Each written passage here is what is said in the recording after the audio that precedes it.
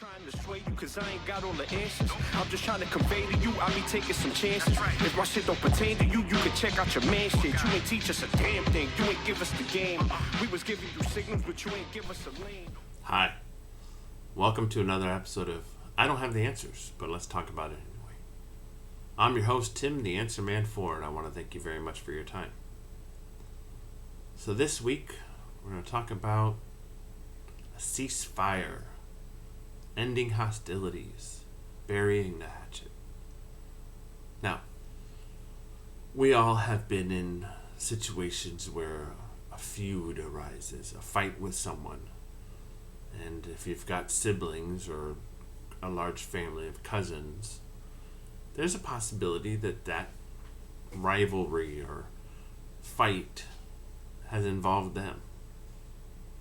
Sometimes the rivalry starts young and grows and separates the loved one's family for the rest of their life.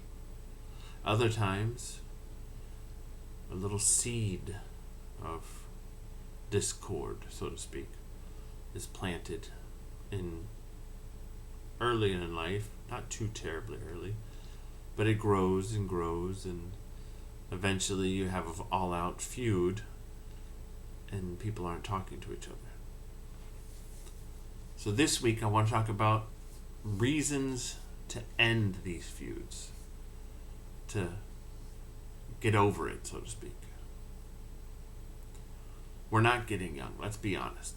It's not going to be pretty when we get to that, to those pearly gates. I mean, I'm getting older. Things that used to be easy aren't easy anymore. I mean, I'm still sore from working in the garden and planting things over the last 2 weekends. My back's not strong enough to carry grudges anymore. So why do we do it? Part of me thinks that it's pride. We hold on to arguments just like we hold on to anything else, and we don't want to be seen as weak. We don't want to give up. We don't want to let the other person have the upper hand. But some of these fights are ridiculous. I mean, really? I don't understand it. I mean, these people are your blood. They're friends of yours that you've had all your life. Why are we putting so much energy into arguing and fighting? I'm sure that if you take an ounce of all that energy and put it into finding a solution, there's going to be something amicable coming out at the end.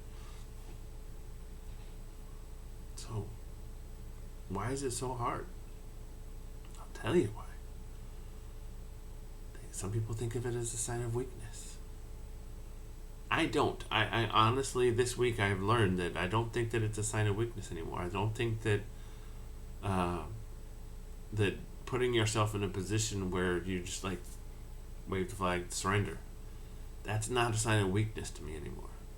Knowing that you've reached your limits, and knowing that you've gone as far as you can in that situation, and knowing that, you know what, I'd rather be happy than right.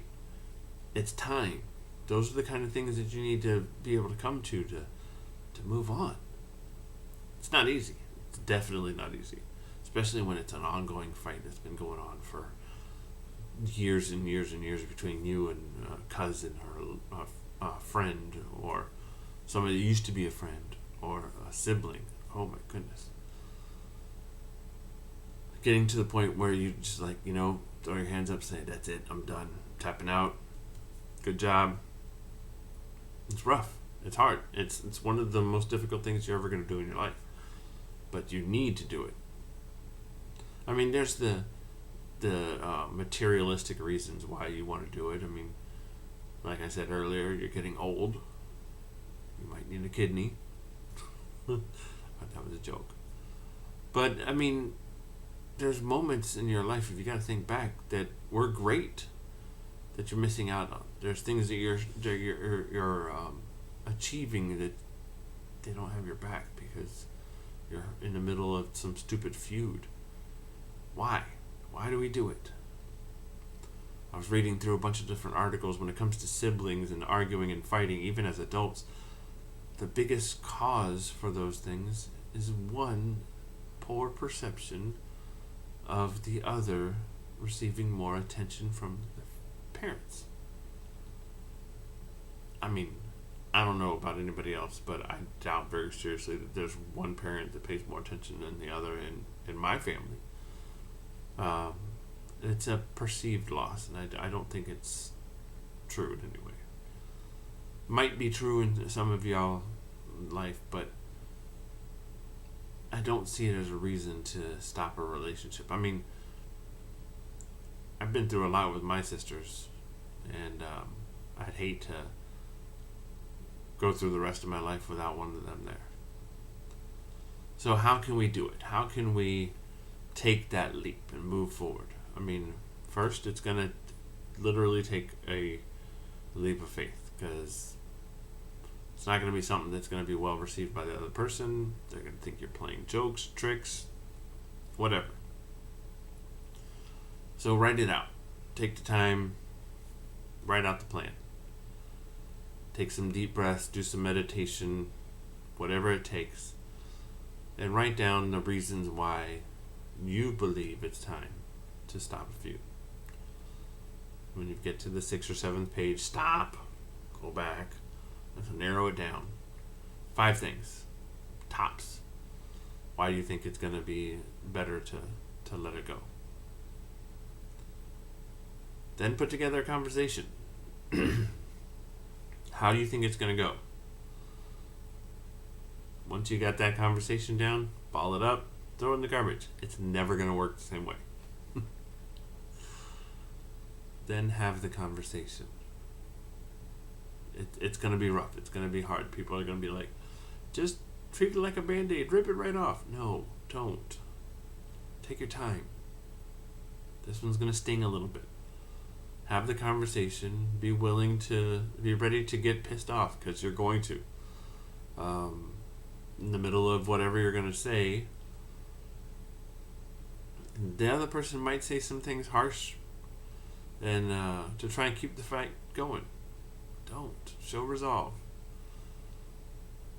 If it's time for the argument to stop, then talk your way through it. Be prepared for some tears. Because the fact that you are willing to go through this trouble to end the feud means that you're emotionally invested. So there's going to be some tears. By the time you get through all that and you get to the other side, you're going to feel exhausted. You're going to feel raw and sore. But it's necessary. Now it's time to rebuild. Do yourself a favor. Think back to how the fight started. Some of us may need to think way back. Remember that. Remember all the hurtful things that were said from that moment to now.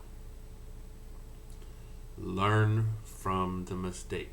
I'm not saying that you have to admit that you were wrong, because this is not about right or wrong. This is about moving forward. Do your best to avoid that situation like that again in the future.